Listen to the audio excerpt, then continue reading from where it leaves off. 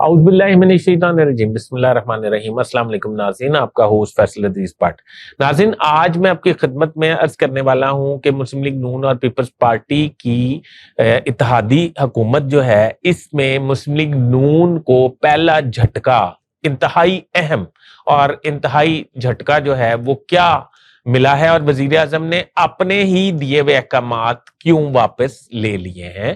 اس کے بعد میں آپ کی خدمت میں عرض کروں گا، سی ایم پنجاب نے کفایت شاری مہم کا خاتمہ کر کے اپنی گاڑی کے لیے کروڑوں روپیہ محکمہ خزانہ سے کیوں طلب کر لیا ہے۔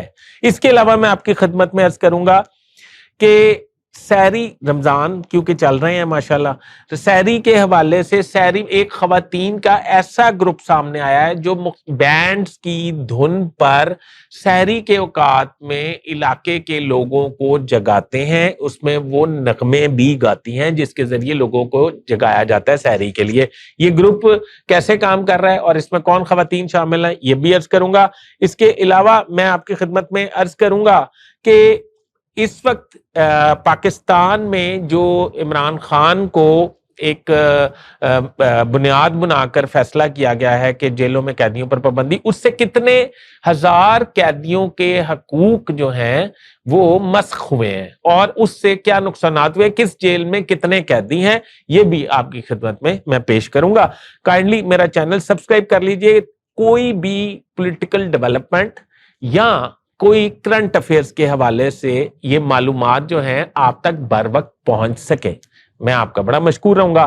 تو ناظرین شروع کرتے ہیں کہ سحری کے حوالے سے۔ سحری کے حوالے سے آپ کو پتہ ہے کہ پاکستان کا ایک کلچر ہے جس میں ایک ڈھول والا ہمارے گلیوں شہروں دیہاتوں میں آتا ہے اور وہ ڈھول بجاتا ہے، پھر اس کے ساتھ وہ آواز لگاتا ہے کہ سحری ڈھول والا آ گیا ہے، آپ سحری کے لیے اٹھ جائیں۔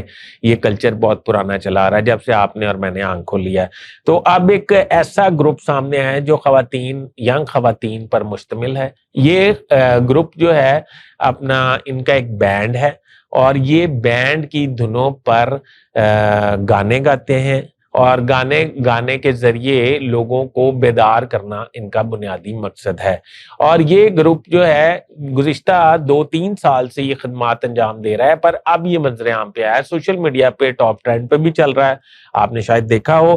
مگر اس گروپ کا تعلق پاکستان سے ہرگز نہیں ہے، اس گروپ کا تعلق ترکیہ سے ہے اور ترکیہ کی ریاست مارسین سے ہے۔ مارسین ریاست میں یہ گروپ آیا ہے اور یہ ترکیہ میں اس ٹرینڈ کو مطلب وہ مل رہی ہے، مطلب ٹرینڈ کو توقیت مل رہی ہے۔ اس میں لوگ زیادہ سے زیادہ پرفارم کرنے کی اور اپنے اپنے لیڈیز اپنے اپنے گروپ بنا کے اور بینڈ بنا کے لوگوں کو اٹھانے کے لیے خدمات انجام دینے کی لیے ترغیب دی جا رہی ہے، یعنی کہ وہ یہ سمجھتے ہیں کہ یہ ثواب کا کام ہے۔ تو شاید ابھی پاکستان اتنا ایڈوانس نہیں ہے، شاید پاکستان میں بھی یہ کلچر آ جائے۔ عمران خان پر پابندی سے کتنے لوگ متاثر ہوئے ہیں یہ میں نے آپ کی خدمت میں ابھی پیش کیا تھا، میں آپ کو عرض کرنے والا ہوں۔ ملاقاتوں کے حوالے سے ٹوٹل 11,000 اور کچھ لوگ ہیں، 500 کے قریب، 11,500 قیدی اور حوالاتی ہیں جن کے حقوق شدید متاثر ہوئے ہیں۔ وہ کس طرح ہوئے ہیں وہ میں آپ کی خدمت میں عرض کرتا ہوں۔ مثلا اڈیالہ جیل جس میں عمران خان موجود ہیں، اس میں 5,000 حوالاتی ہیں، 5,000 حوالاتی ہیں اور 2,500 قیدی ہیں۔ حوالاتی کہتے ہیں جو انڈر ٹرائل کیس ہوتے ہیں، ان کے کیس ابھی انڈر ٹرائل ہو رہے ہوتے ہیں، انہیں سزا نہیں ہوئی ہوتی۔ قیدی اس کو کہتے ہیں جن کو سزا ہو چکی تھی، وہ 2,500 کے قریب ہیں۔ تو اس طرح 200 خواتین بھی شامل ہیں، 200 خواتین یقیناً قیدی ہی ہوں گی۔ یہ لوگ جو ہیں ان سب کی ملاقات پر پابندی عائد کر دی گئی، اور پابندی عائد کرنے کے میں نے اپنے پچھلے ولاگ میں آپ کو بتایا تھا کہ بنیادی وجوہات کیا ہیں۔ بنیادی وجوہات آئی ایم ایف کا وفد ہے کہ وہ وفد ملاقات عمران خان سے کرنے کا خواہش مند ہے اور انہوں نے سیکیورٹی کی بنیاد پر اس پر پابندی عائد کر دی ہے۔ اب اس کے علاوہ اب آ جائے ڈی جی خان جیل پر پابندی عائد ہوئی ہے۔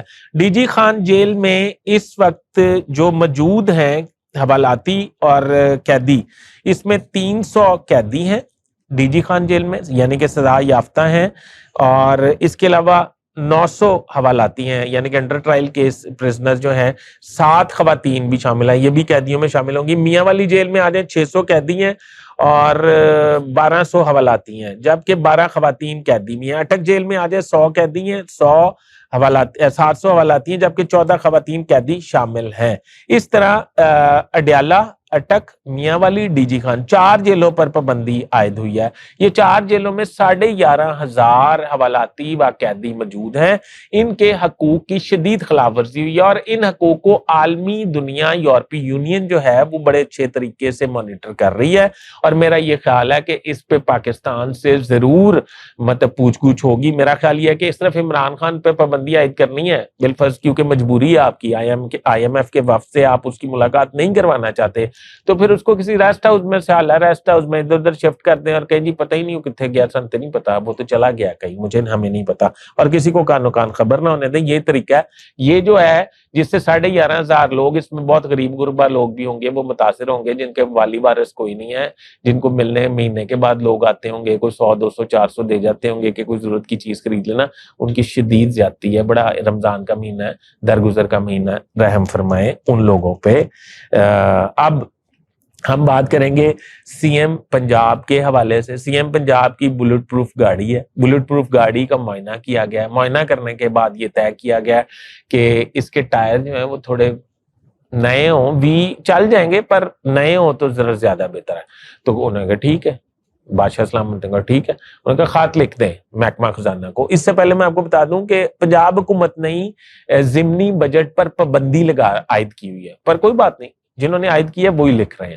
انہوں نے خط لکھ دیا محکمہ خزانہ کو کہ 2,73,00,000 روپیہ فوری بھجوا دیا جائے تاکہ مرسڈیز کی جو بلٹ پروف گاڑی ہے اس کے ٹائر خریدے جا سکیں۔ اچھا جی، گاڑی بھی بلٹ پروف اور 100 سے زائد اہلکار بھی سیکیورٹی ڈیوٹی پہ، 50 گاڑیاں بھی سیکیورٹی ڈیوٹی پہ۔ سمجھ کوئی نہیں آ رہی کہ پاکستان کے ساتھ کیا ہو رہا ہے۔ مطلب 3.25 کروڑ پہ کہ جس گاڑی کے ٹائر ہیں، یہ جیپ ہے کالے رنگ کی، میں نے دیکھی ہوئی ہے، ویسے مرسڈیز کی ہے، تو آپ دیکھ لیں، اندازہ لگا لیں۔ حالانکہ میڈم کے پاس اپنی ذاتی بھی بلٹ پروف گاڑی ہے۔ بہرحال کوئی بات نہیں، ہم کیڑے مکوڑے ہیں، کوئی ایسی بات نہیں ہے۔ اب آ جاتے ہیں وفاقی حکومت کی طرف۔ وفاقی حکومت نے وزیر اعظم شہباز شریف صاحب نے بہت سارے کمپرومائز کیے ہیں۔ ایک چیئرمین ارسا کا انہوں نے تقرر کر دیا، ظفر محمود صاحب کو انہوں نے چیئرمین ارسا تعینات کر دیا۔ ظفر محمود صاحب سابق بیوروکریٹ اور گریڈ 22 سے ریٹائر ہوئے ہیں، سیکٹری پانی اور آبی وسائل بھی رہ چکے ہیں۔ شہباز شریف صاحب کے قریبی سمجھے جاتے ہیں بیوروکریٹ، ان کو وہ تعینات کر دیا گیا، نوٹیفکیشن جاری ہو گیا۔ قومی اسمبلی میں نوید قمر نے اس کو پوائنٹ آؤٹ کیا اور اس پہ شیم شیم کے نعرے لگے، اور وزیر اعلیٰ سندھ نے احتجاج ریکارڈ کرا دیا اور کہا کہ یہ ہمارا رائٹ ہے، ہمارے سے پوچھ کے تمام صوبوں کی مشاورت سے اس کو تعینات کیا جانا چاہیے تھا۔ اس پہ شدید اختلاف سامنے آیا۔ جب اختلاف سامنے آیا تو وزیر اعظم میاں شہباز شریف صاحب کو اپنا ہی کیا گیا نوٹیفکیشن فوری طور پر منسوخ کرنا پڑا۔ یہ وہ پہلا واقعہ ہے جو پیپلز پارٹی اور نون لیگ کے درمیان پیش آیا۔ آگے ماضی میں یہ چل سکیں گے، نہیں چل سکیں گے کہ نہیں، ایک ایک بیوروکریٹک پوسٹنگ پر لڑائی ہوگی، ایک ایک منسٹری پہ لڑائی ہوگی، ایک ایک ٹرانسفر پوسٹنگ پہ لڑائی ہوگی، ایک ایک فنڈ ریزنگ پہ لڑائی ہوگی۔ اب دیکھتے ہیں کہ آپس میں یہ کیا کرتے ہیں۔ ساری لوٹ مار کی گیم ہے، آپ کے سامنے ہی ہے۔ اب ہم جو ہے مزید پسنے کے لیے تیار ہو جائیں۔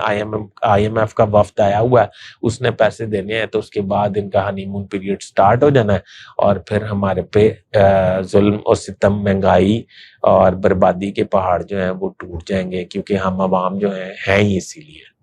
اپنے کمنٹس میں میری رہنمائی ضرور فرمائیے گا۔ اپنے ہوسٹ فیصل ادریس بٹ کو اجازت دیجیے۔ اللہ حافظ۔